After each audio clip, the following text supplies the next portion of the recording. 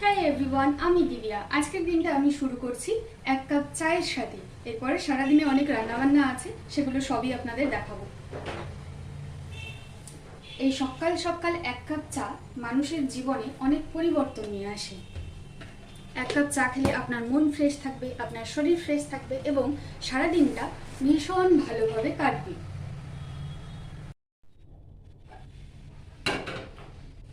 চা খেতে ভালোবাসে না এমন লোক খুব কমই আছে।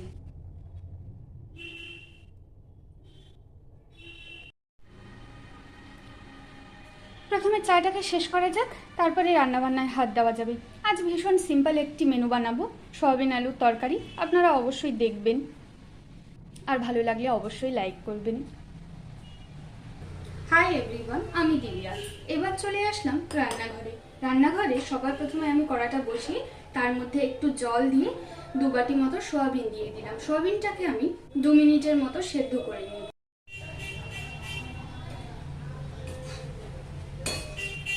2 মিনিট বাদে আপনারা দেখুন আমার সয়াবিনটা খুব ভালোভাবে সেদ্ধ হয়ে গেছে।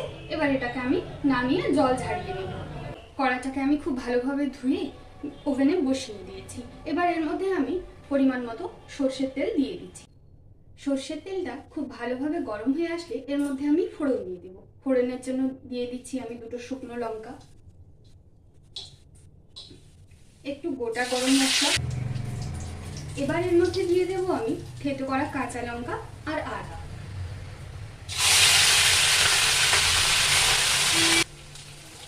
আদা কাঁচা লঙ্কাটা ভাজা ভাজা হয়ে আসলে এর মধ্যে আমি দিয়ে দেব সেদ্ধ করা আলু।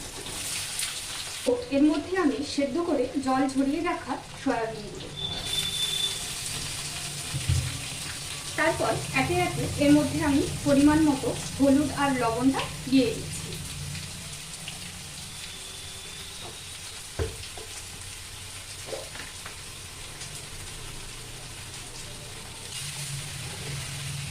হলুদ লবণটা দেওয়ার পরে আমি সয়াবিন আর আলুগুলোকে বেশ খানিকক্ষণ ভেজে নিয়েছি।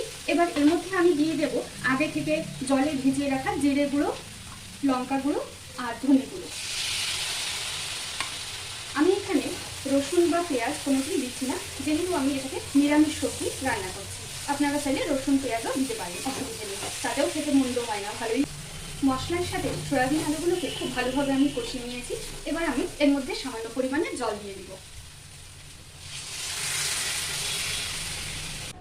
এটাকে এবার আমি 5 মিনিটের জন্য ঢাকনা দিয়ে ঢেকে দিলাম, ভালোভাবে ফোটা অবধি।